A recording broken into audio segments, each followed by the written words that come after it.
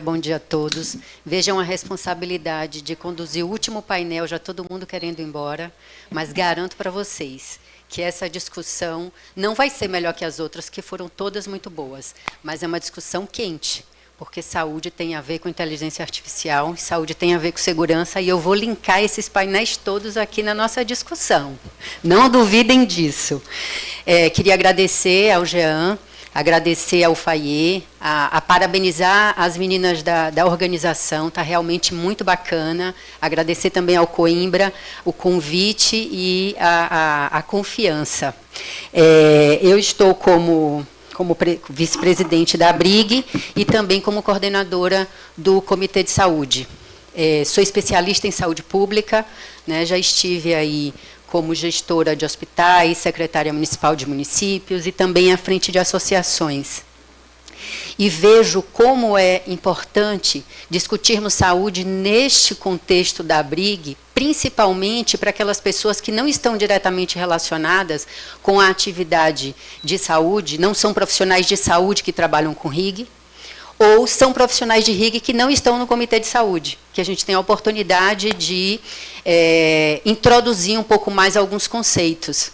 E eu chamo inicialmente a atenção porque, segundo o Anuário Origem, saúde é a área que mais tem empregado profissionais de relações institucionais e governamentais. E não necessariamente esses profissionais de relações institucionais e governamentais conhecem como funciona o sistema de saúde.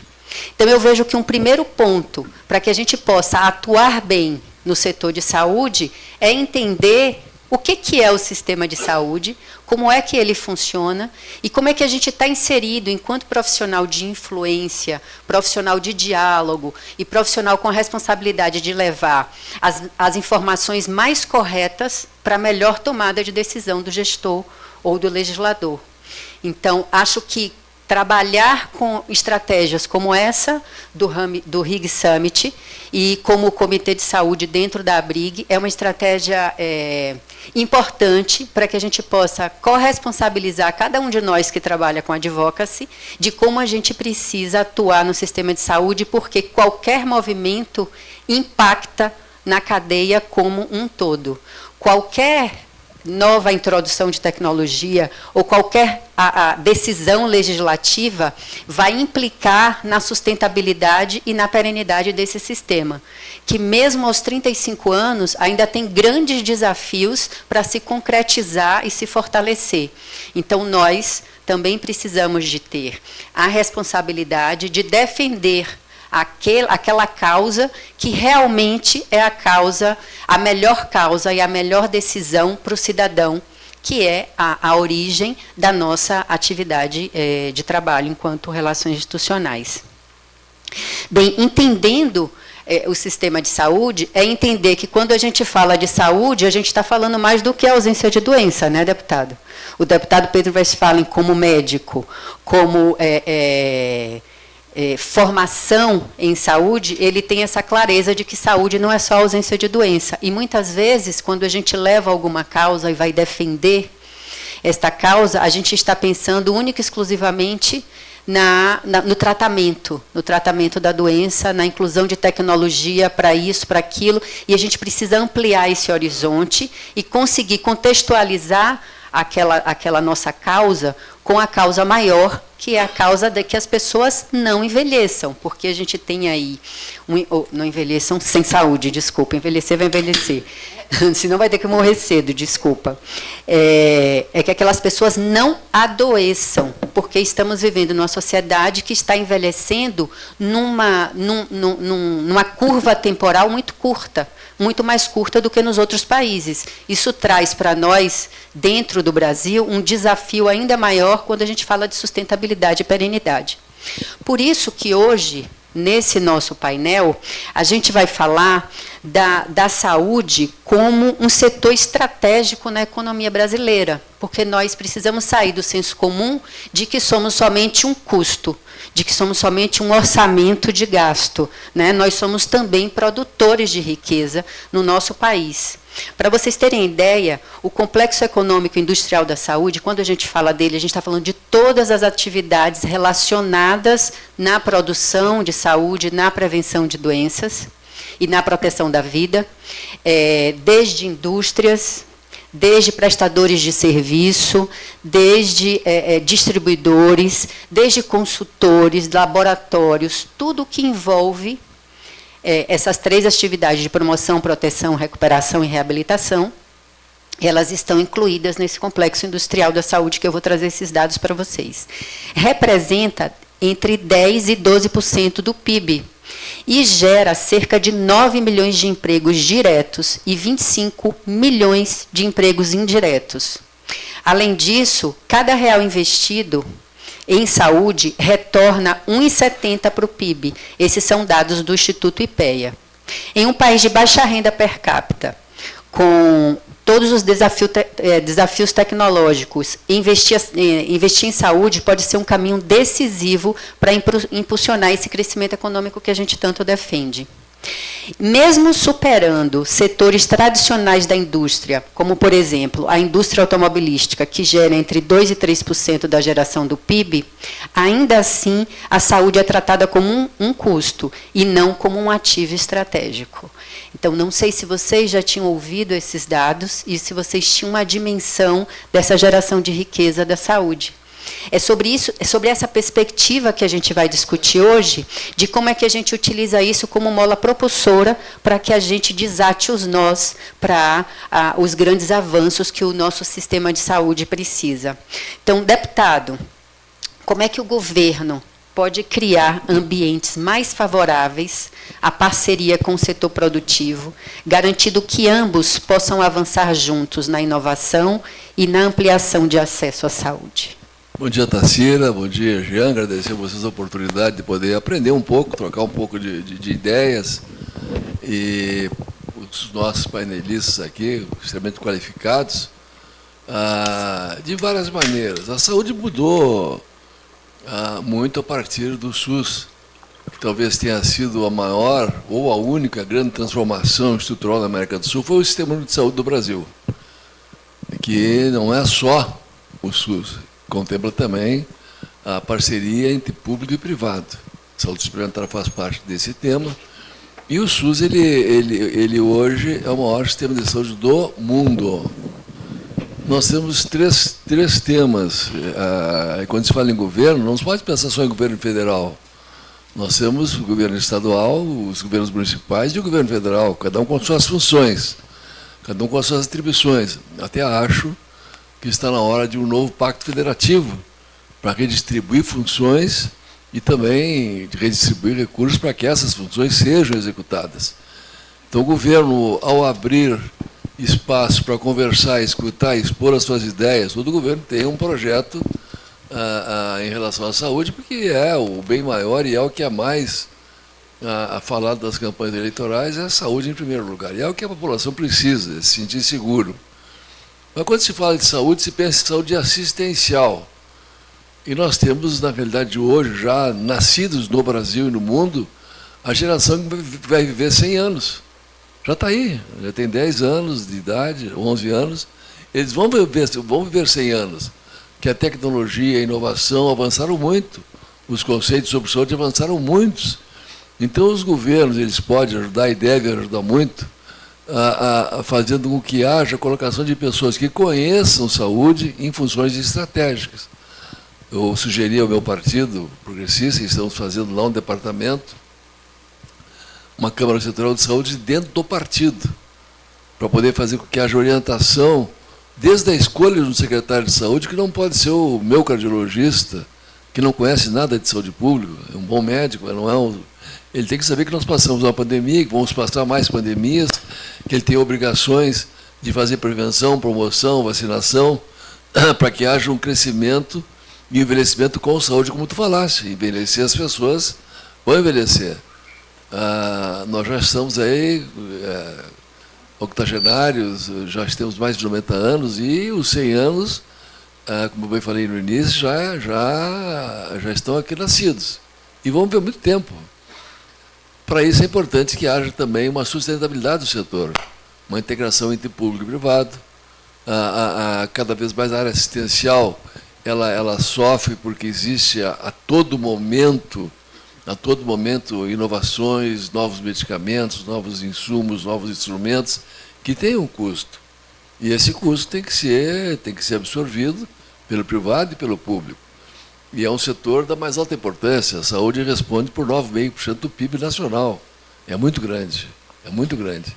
As pessoas não falam nisso num país que tem dimensões continentais, com regiões completamente diferentes de uma da outra. O norte não faz frio, no sul faz frio, calor e, enfim, um clima danado. Um país multirracial e, portanto, com doenças também, características de cada. Nós temos desde o nativo, o africano, o russo, o polonês, o italiano, o alemão, espanhol.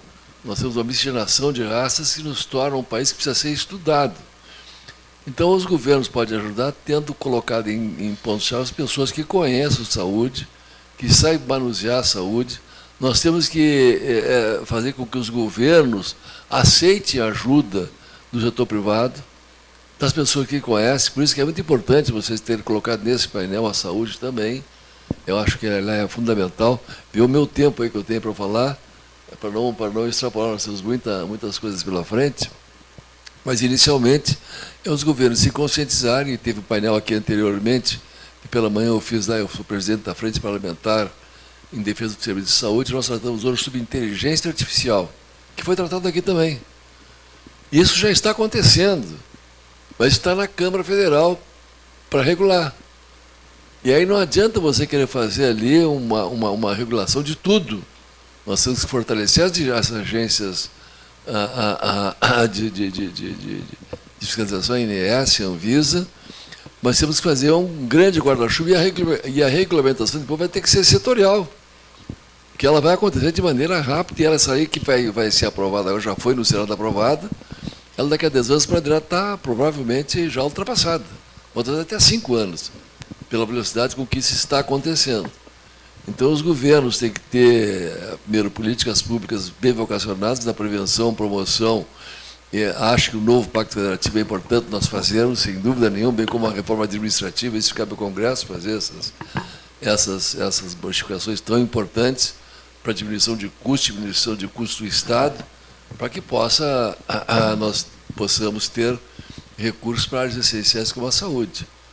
A gente quer tudo do governo, mas também a gente pode fazer e deve fazer a nossa parte. Bom, o deputado Pedro Westphalen, para quem não acompanha a saúde, é um dos deputados mais ativos em saúde. Então, tudo que a gente vai discutir, tudo que passa pelo deputado Pedro Westphalen também, que tem sido um grande pilar e um grande apoiador das causas de saúde. Ele, além de ser presidente da Frente Parlamentar Mista dos Serviços de Saúde, ele também é conselheiro do Conselho Superior do Departamento de Saúde da Fiesp. Isso é recente, né? Parabéns, muito bom. É bom saber que a gente consegue atrair pessoas com esses interesses e formação para cenários de discussão tão importantes. A próxima pergunta eu vou colocar exatamente para a representante da ABIMO, que é o Márcio Bósio. Ele é diretor institucional na Associação da ABIMO de Dispositivos Médicos e também é diretor adjunto no Departamento de Saúde da Fiesp. Então, a gente traz aqui exatamente aquelas pessoas que estão vinculadas a essas agendas. E a pergunta para o Márcio é: de que forma, Márcio, você vê que a parceria público-privada ela pode ser otimizada para acelerar a inovação tecnológica e ampliar o acesso a medicamentos, a insumos e a equipamentos essenciais para que a gente possa girar e contribuir para o funcionamento do sistema de saúde? Obrigado, Tarsila. Gostaria de agradecer o convite, parabenizar os organizadores. O evento está sendo muito interessante. Parabenizar aqui os meus colegas de mesa também, deputado Pedro, que tem atuado muito fortemente aí na defesa do setor, reforma tributária, pesquisa clínica e outras tantas ações que a frente vem conduzindo e trabalhando em conjunto com o setor. O poder público, ele tem a função de coordenar, mas e nesta coordenação ele pode linkar pontos. Então, a iniciativa privada tem mais facilidades em determinadas ações, como a área produtiva, por exemplo. Falar de dispositivos médicos, a gente está falando de um equipamento, um material, enfim, que tem uma vida, a gente chama de vida útil, né? Que gira em torno de 2 anos. Então, você tem uma evolução tecnológica extremamente grande. A área da saúde é uma das áreas que mais rapidamente incorpora tecnologias e coloca à disposição da população. Falou-se de inteligência artificial. A gente já usa inteligência artificial na área de imagem, principalmente, na área de diagnósticos, e estamos sendo, assim, o Brasil consegue, a tecnologia consegue fazer com que a gente descubra determinadas doenças antes mesmo do que elas se manifestem. Então, isto ajuda muito no tratamento, né? Pedro, médico, quão fácil seria, né, Pedro, se quando o paciente chegasse no consultório, passasse no scanner e já saísse lá um scanner da pessoa dizendo o que precisa ser tratado, né? E a saúde também, a tecnologia, ela vai evoluir para a nossa vida. Hoje, a grande maioria de vocês, imagino que tenham um device, né, um equipamento, seja um celular, um relógio, uma camisa, que já você coloca, já te dá lá o teu batimento cardíaco e assim por diante, pressão e tal. Então, Tarsila, o que eu vejo? O poder público, o Estado brasileiro, ele é responsável pela saúde. É um dever do Estado prover saúde. Só que ele não consegue fazer isso sozinho. Seja para atender a população, e o nosso SUS, ele é efetivamente o melhor sistema do mundo, além do maior. Temos problemas. Agora, quando precisou-se deste sistema, estava conversando com a doutora Adriana aqui, na época da pandemia, tivemos muitas horas de trabalho em conjunto, o nosso SUS respondeu à necessidade. E responde, hoje, em cada município, em grandes comunidades, tem lá um posto de saúde que muitas vezes tem que lidar com a criminalidade, que falou-se aqui também da segurança pública, porque ela está presente também, e tem que lidar com as doenças mais diversas. O Brasil tem uma capacidade de produzir doenças incrível, e nós temos um ambiente propício para isso. E, ao mesmo tempo, temos profissionais de alta capacidade e qualidade que tratam essas doenças no Brasil inteiro. No Brasil inteiro, dá para dizer isso. Então, esta parceria, ela é fundamental para que o Estado possa exercer esta função de prover saúde. E é nisso que eu acredito, e que, senão, dizer, poder público, e aí, voltando a dizer aqui do papel do poder público, além de gerir o sistema, ele tem que prover infraestrutura. Essa é a minha convicção.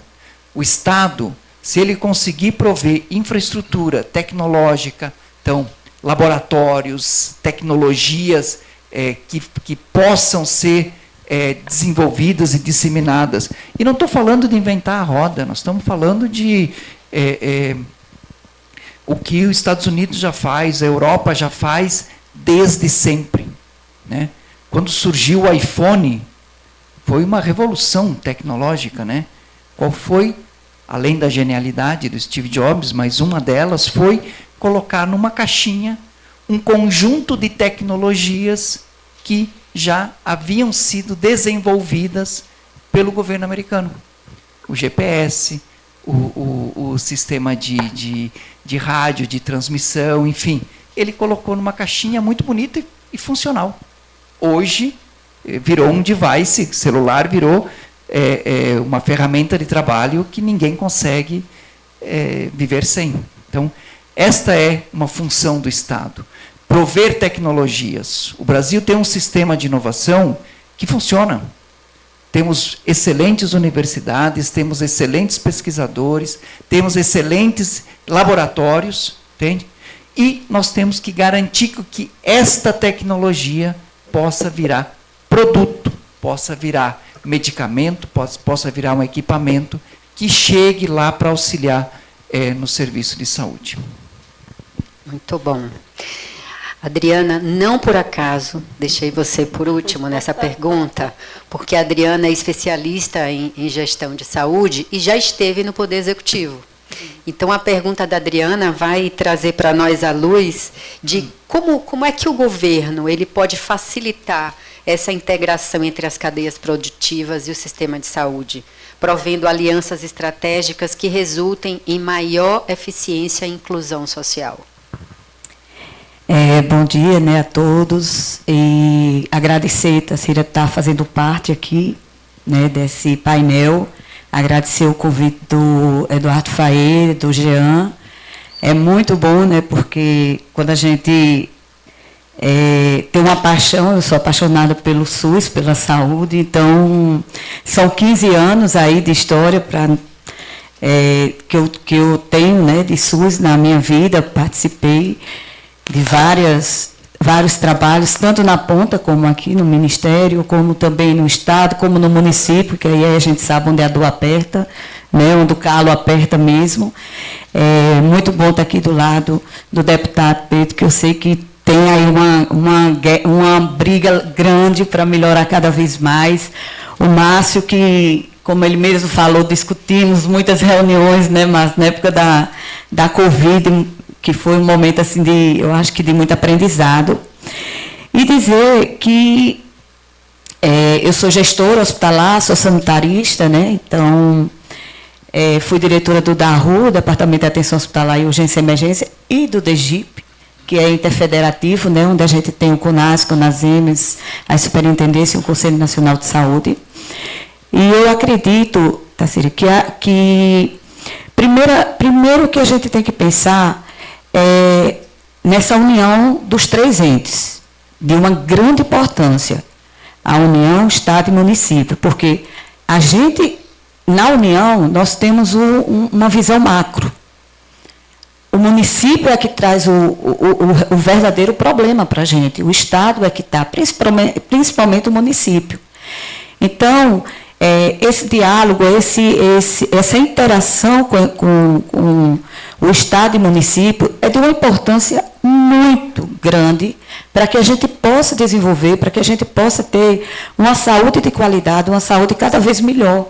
Porque o que é que a gente tem que pensar? Na população, na pessoa que está lá na ponta, que precisa de um tratamento de qualidade, que precisa de uma assistência de qualidade. Então, eu acho que quando a gente está aqui, que a gente tem essa oportunidade de trabalhar para que a gente possa levar esse atendimento, essa qualidade. A tecnologia está aí, está mostrando que tem facilidade, como a telemedicina, como um atendimento móvel, né? Quantas vezes a gente consegue levar em lugares que talvez não tivesse aquela condição de fazer aquela assistência e a gente leva um serviço móvel. Na pandemia, eu aprendi muito, porque a gente criou a tele-UTI, que até então todo mundo achava que era impossível, e foi onde a gente conseguiu salvar muitas vidas, Márcio, porque a gente trabalhou em lugares que nunca se pensou em ter UTI, que a gente precisava ter aquela UTI, não tinha profissional, mas a gente conseguiu, através da tele-UTI, trazer essa assistência, né? Então, eu acho que o fortalecimento da atenção primária é de uma grande importância. Por quê? Porque, como você mesmo falou, é a prevenção.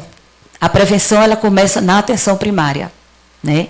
E para que a gente não precise chegar para cuidar da doença, e sim prevenir. A atenção primária, eu acho que ela precisa ainda estar mais... ela precisa ainda se fortalecer mais para que a gente possa evitar chegar na média e alta complexidade. Acredito que com isso hoje tem melhorado bastante.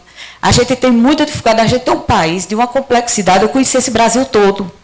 Enquanto estava no Ministério da Saúde, eu fiz questão de conhecer a saúde como o Brasil todo, porque a gente tem um país de uma diferença gigantesca regionalmente, né?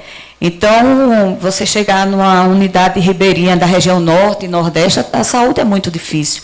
Mas a gente vê que a tecnologia, que o que se fala muito hoje, e realmente equipamentos que a gente pode ter hoje com muita mais facilidade de estar acompanhando esses pacientes, essas pessoas que precisam de acompanhamento. Então, eu acredito muito que a gente está indo num caminho... um caminho que ainda tem muito a percorrer. Eu acho que trabalhar a regionalização também é muito importante, a descentralização, entendeu? Porque um município muito pequeno, um município distante, se ele não for descentralizado, ele não vai ter condições de ter profissionais capacitados, e com isso ele não vai ter uma assistência de qualidade. A capacitação de profissionais, a capacitação de gestores, e aí eu fico feliz quando eu vi o senhor falar assim, a gente está querendo criar, né, para que a gente possa realmente não colocar um gestor, porque esse aqui me ajudou na campanha, me ajudou nisso, me ajudou, mas sim pessoas que têm compromisso. Eu falo que um dos grandes problemas que o SUS tem se chama gestão, porque é o melhor plano do mundo. Eu sou apaixonada pelo SUS e cada vez que eu conheço, eu sei que é fantástico. Mas a gente precisa de uma melhor gestão, capacitação, pessoas que queiram estar ali para fazer, porque é um desafio muito grande. Saúde é um desafio muito grande, né? E a gente passou pela pandemia, vamos ter outras pandemias, espero que eu nem termar aqui, porque foi muito difícil para mim. Mas, se tiver, quero levar a experiência que eu tive, né? E, com isso, a gente trabalhar todo mundo junto, principalmente, como eu falo, a interação dos 3 entes, junto com o Conselho Nacional de Saúde, que tem uma importância muito grande, e, com isso, a gente melhorar cada vez mais a assistência na saúde. Márcia, você conseguiu aí, numa fala de 3 minutos, trazer um retrato das barreiras que a gente tem para o sucesso das políticas públicas. Os gargalos que a gente tem para operacionalizar e ter sucesso nessa política. Porque entender a dinâmica do sistema de saúde é um dos pontos fundamentais para que, enquanto profissional de relações institucionais e governamentais, a gente leve a pauta certa no lugar certo. Porque quando a Márcia traz... a Adriana traz o papel dos entes federativos, a complexidade está exatamente de que cada ente federativo ele tem o seu papel, ele tem a sua autonomia e eles são interdependentes. Concordo com o Gilson e também tenho dito, a vida acontece nas cidades. Aqui na federação, a gente faz a política macro. O Estado adapta a realidade daquele local, mas é o município que tem a maior dificuldade para operacionalizar e fazer aquela política, aquele benefício, aquela solução chegar até o cidadão. Se a gente, enquanto profissional de saúde, enquanto profissional de RIG que atua em saúde, não entender essa dinâmica, a gente não vai ter sucesso na nossa pauta, porque a gente vai ficar batendo na porta do Ministério da Saúde com alguma coisa que não é para o Ministério e vice-versa, né? Então, entender essa complexidade é extremamente importante e trazer também que o pacto interfederativo, que veio na fala do Pedro Westphalen, que mantém, né, esse acordo que mantém essa autonomia entre os entes federados e mantém e garante a manutenção dessa dinâmica de fluxo de soluções dentro do sistema. E é sobre isso que a gente vai falar um pouco agora.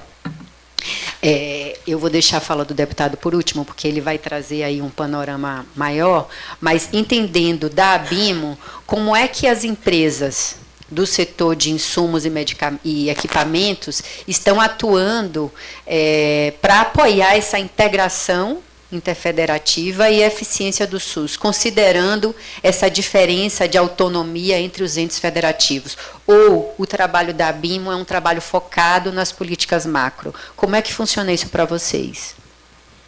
Tarsila, toda a indústria hoje ela desenvolve ela faz uma inovação olhando a qualidade de vida do paciente, né? Então, essa é a questão. Hoje, na minha leitura, nós temos um problema, falou-se em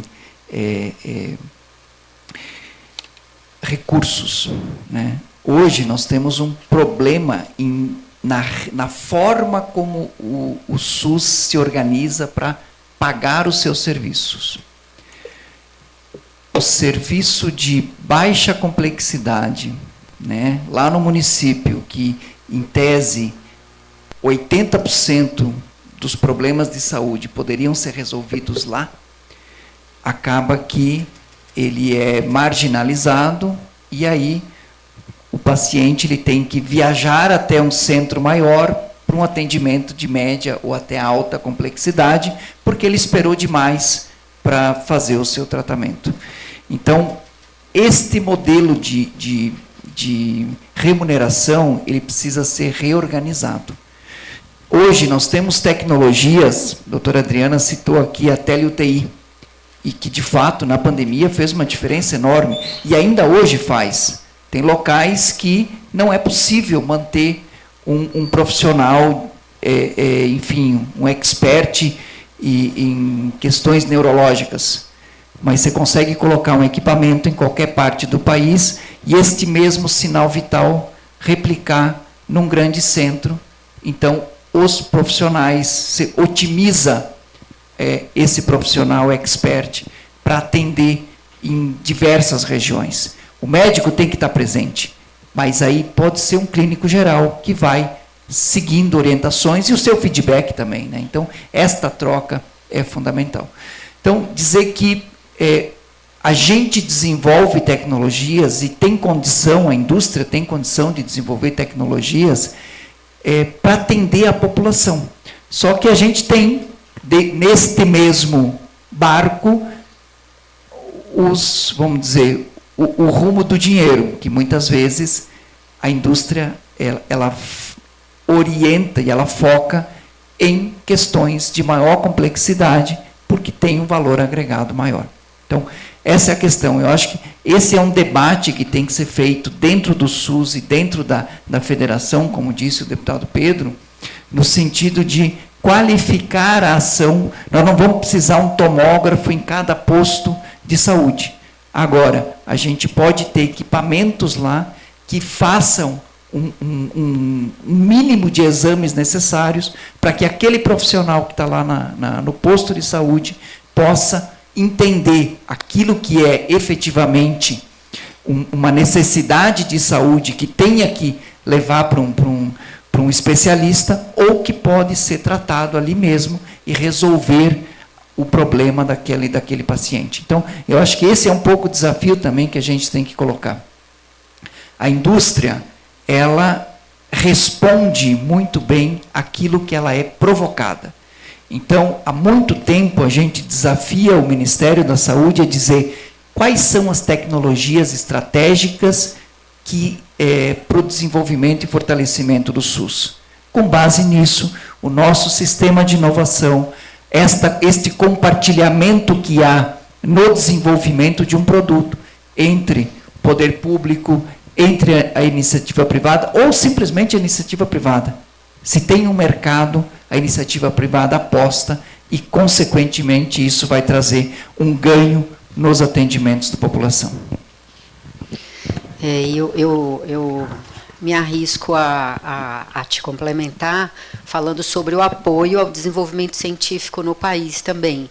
Nós temos grandes cientistas, grandes desenvolvimentos de tecnologias por cientistas brasileiros e não conseguimos avançar aqui tanto na área de device quanto na área de fármacos, né? Então, esse apoio ao desenvolvimento da ciência e à produção nacional também é importante para que a gente possa crescer enquanto economia e país, né?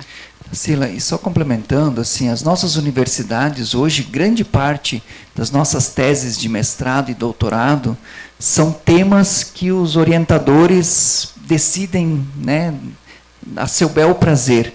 Então, se a gente tem uma orientação de necessidade, a própria universidade começa a direcionar as suas pesquisas de mestrando e doutorandos para resolver problemas. Eu acho que isso é a parte que falta ainda a gente organizar. Tem muito recurso, muito recurso para a ciência, para desenvolvimento, e que acabam, muitas vezes, sendo utilizado até para cooperar com outro país, porque ou o orientador ou o orientando tem interesse em depois fazer uma pós-graduação num outro país. Então, eu acho que esse filigrama de análise a gente tem que colocar também nesse tempero.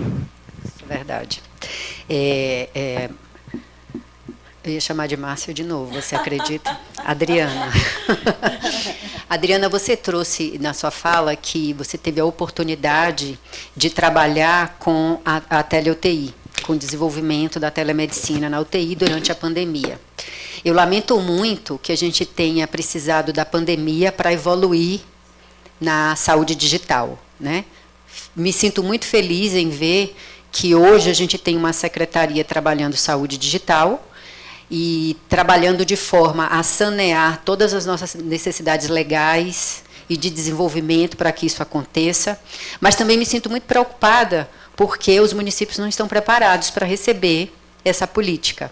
E a gente sabe, eu trabalho há 18 anos com essa pauta de saúde digital, né? Quando o nosso problema era as nossas unidades de saúde escrevem tudo no livro preto e não tem computador ou não tem internet. Então, a gente conseguiu avançar nesse sentido aí.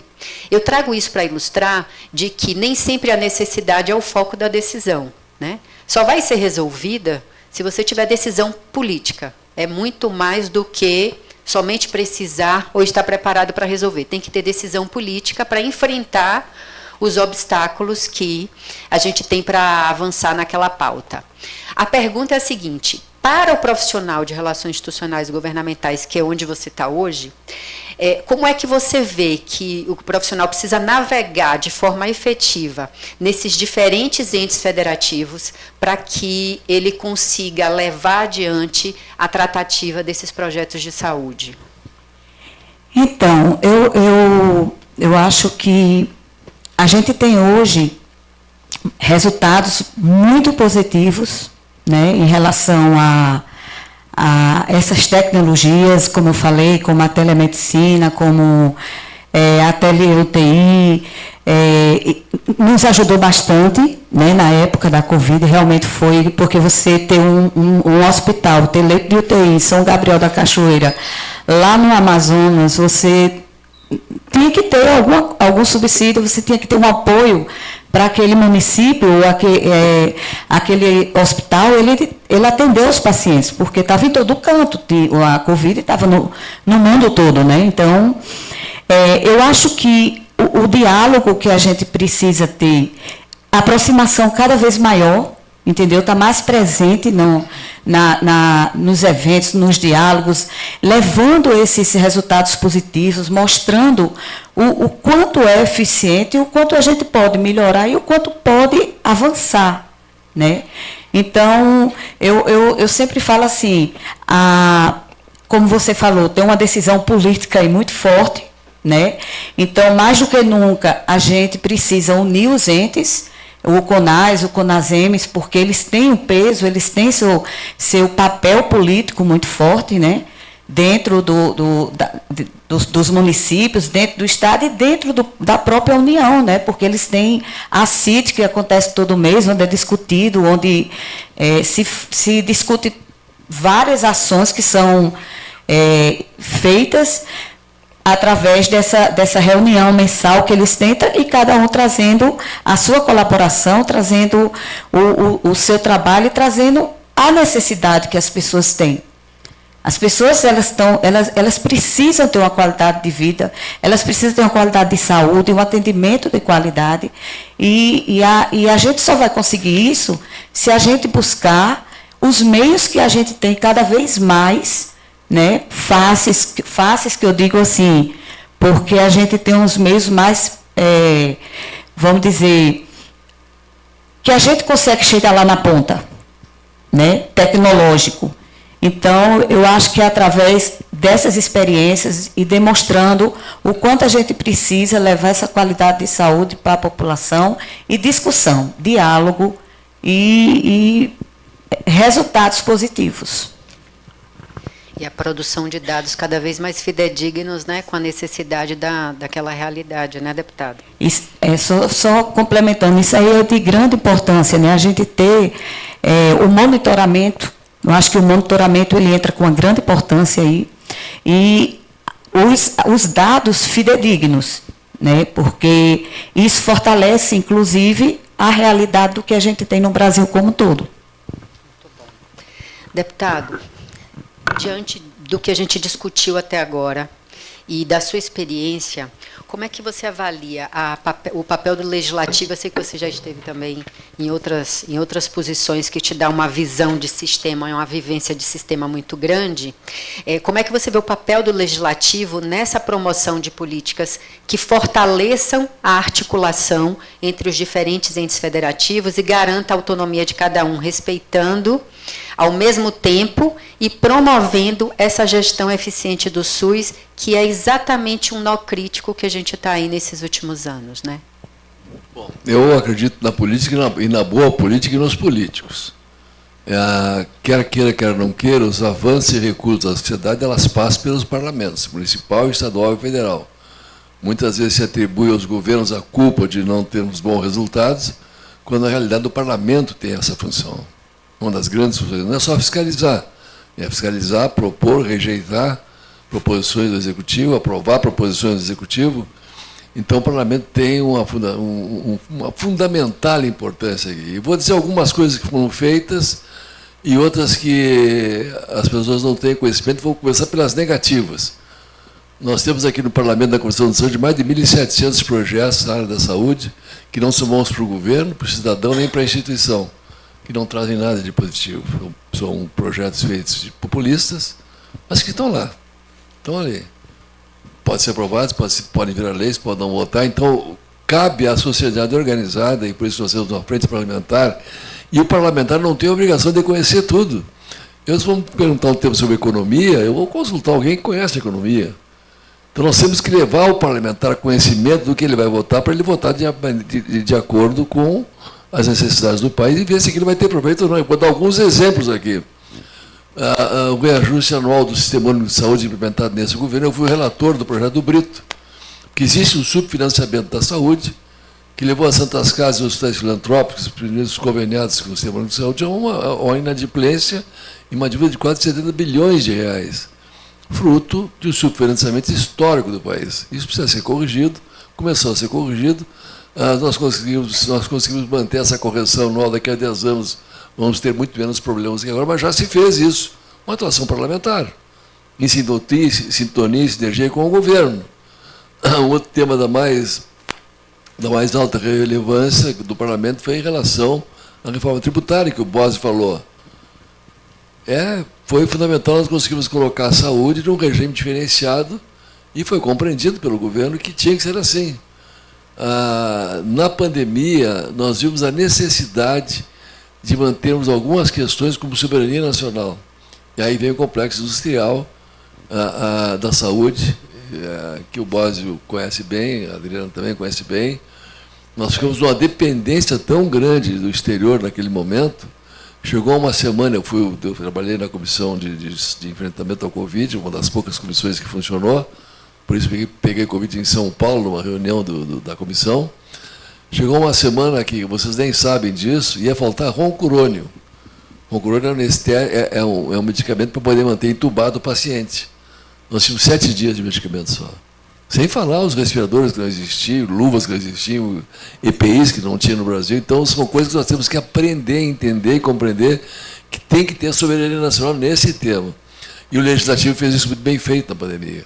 Atuou muito bem, sob conta do deputado Luizinho, doutor Luizinho, e em sintonia com o governo, fazendo políticas públicas de preservação da nossa indústria, que tem que ter continuidade também. Eu fui o relator da medida provisória que trouxe vacinas para o Brasil, foi extremamente importante, uma atuação do parlamento positiva. Talvez a maior atuação que nós tivemos ali, a importância do parlamento com o executivo, foi criar um marco regulatório da pesquisa clínica no Brasil. Nós somos um país de 215 milhões de habitantes, que tem, já falei aqui no começo, climas os mais diversos, multirracial, doenças tropicais, doenças de todo tipo, multirracial, e nós temos um sistema único de saúde que é o maior comprador do mundo. E nós estávamos em 20º lugar em termos de tecnologia, porque as empresas queriam investir no Brasil e não conseguiam fazê-lo. Eu fui aos Estados Unidos numa missão, fazer o estudo do sistema de saúde americano, e lá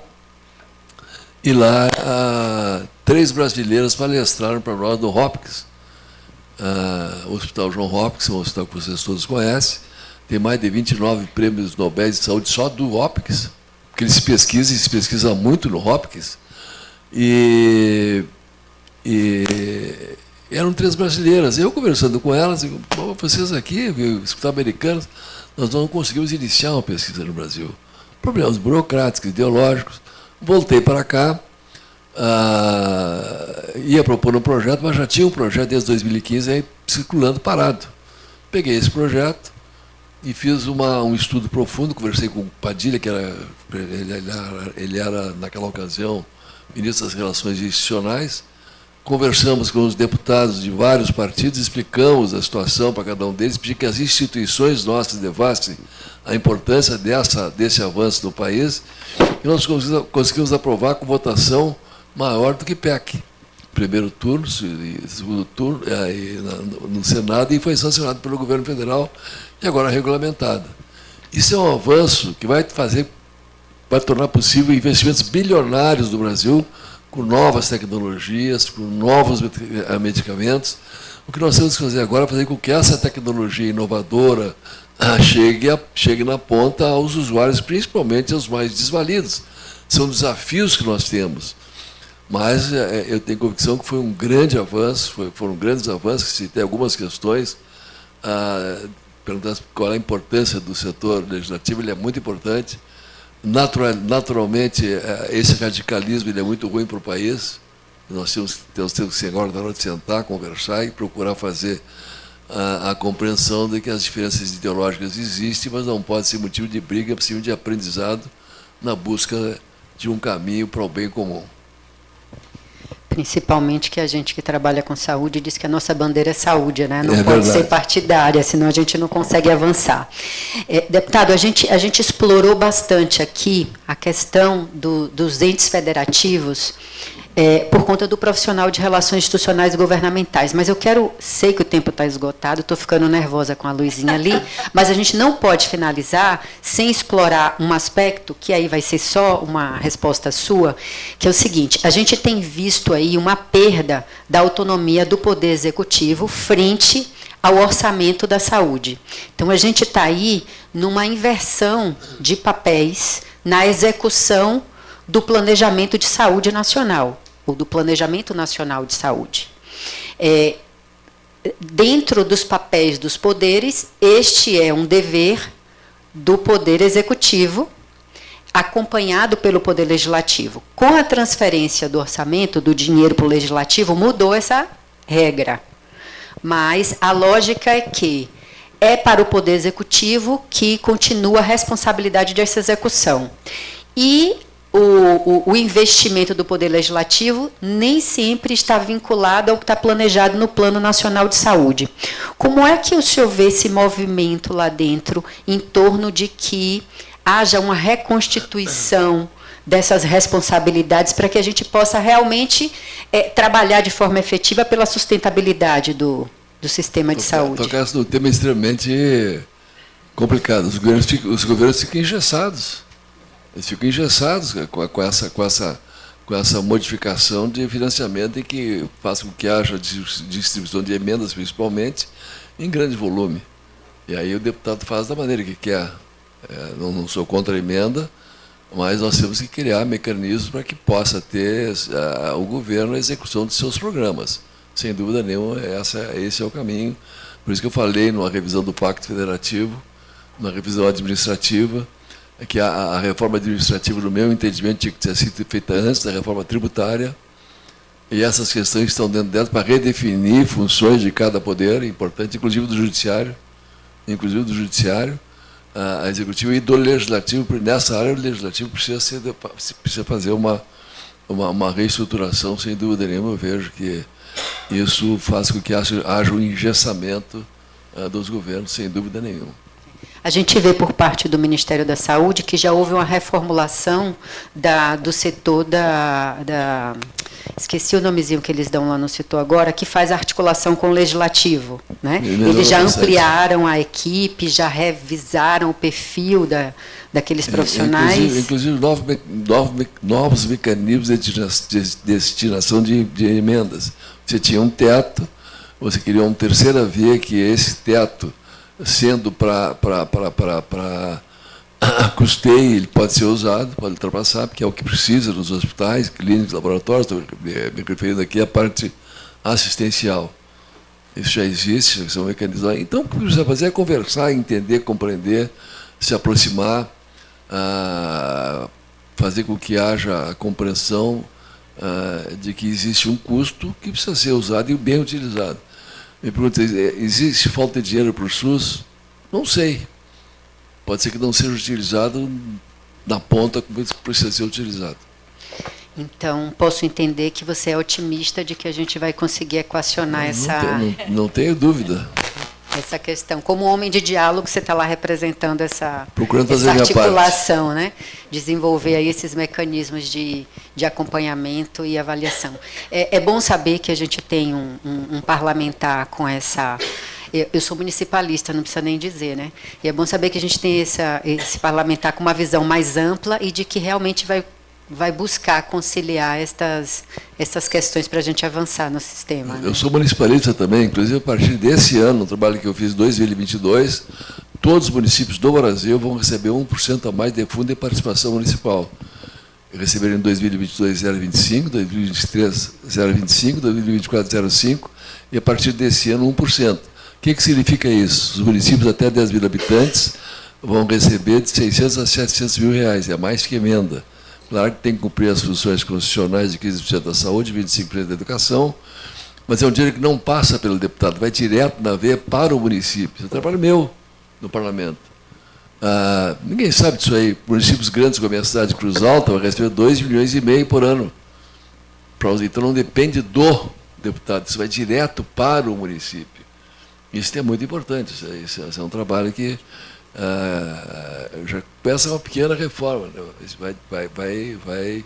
Eu queria cumprimentar vocês por terem convidado aqui o Gilson para fazer parte desse tema, porque o Gilson eu conheço desde a fundação da Associação Brasileira de Vereadores, Jean, e ele é um obstinado, ele é um trabalhador, ele é um homem que conseguiu fazer uma das coisas mais difíceis. O pai dele foi um grande político, já falecido, e ele conseguiu criar uma identidade própria, claro que sempre honrando a história do pai dele, mas ele criou uma identidade própria, fundou nacionalmente a Associação de Vereadores do Brasil, e está à frente dela fazendo um trabalho espetacular, é um municipalista como eu sou, como você é, e como todos nós deveríamos ser. Mais uma vez, muito obrigada pelo aceite do convite de vocês, obrigada por trazer essas perspectivas, feliz, deputado, em contar com o senhor aqui conosco na ABRIG, convidá-lo para estar conosco novamente. Eu sei que esse convite já estava feito, né? E que bom que deu certo agora. E para finalizar, só apresentar para os profissionais de RIG que estão aqui, esse livro que eu vou deixar com cada um de vocês, embora o senhor já tenha já tenha lido, Poder e Saúde, Estrutura de Poder no Brasil e os Impactos da Tomada de Decisão no Ecossistema da Saúde, que é um livro que foi publicado em parceria com a ABRIG e em parceria com o Instituto Ética à Saúde, uma iniciativa do Colégio Brasileiro de Executivos em Saúde, da qual eu fui CEO até o mês de abril, e dizer para vocês que quem ficou aqui até o final vai receber na saída, exatamente para entender como é que o profissional de RIG precisa se movimentar melhor dentro deste complexo sistema de saúde, que é uma política de Estado, não é uma política de governo, mas que precisa ainda de muito apoio para que possa sair do papel, mesmo após 35 anos. Vou deixar com vocês em agradecimento e vocês vão receber na saída. Muito obrigada a todos por ficarem até aqui. Coimbra, com você. Obrigado, Tarsila. Uma satisfação enorme. Queria chamar o presidente Jean Castro para tirar uma foto com o grupo, antes da gente encaminhar.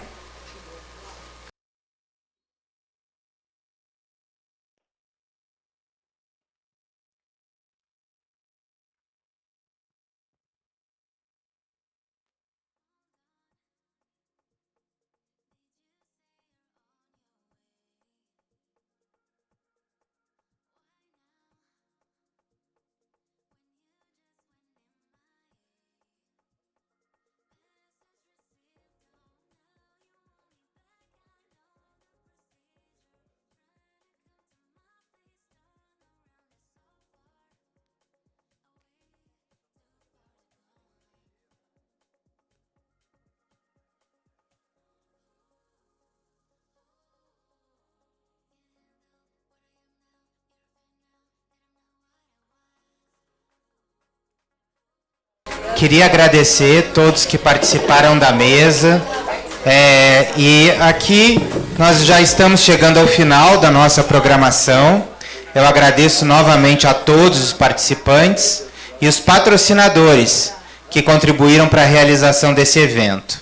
E para as palavras finais, eu convido novamente ao palco o presidente da ABRIG, Jean Castro.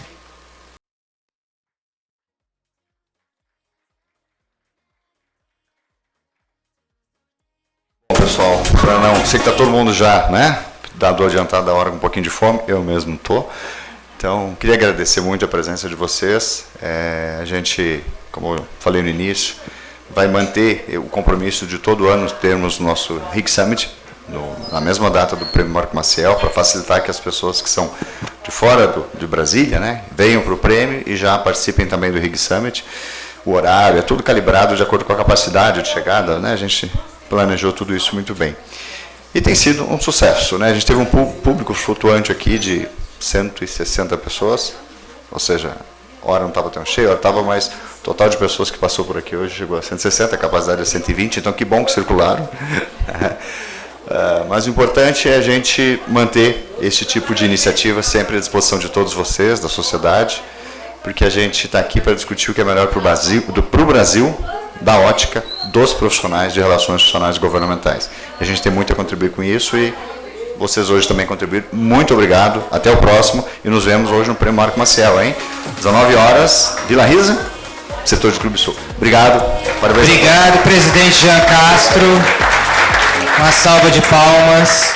Nós desejamos que todos levem consigo novos aprendizados e insights para continuarmos juntos contribuindo para uma sociedade mais próspera, sustentável e conectada aos avanços globais.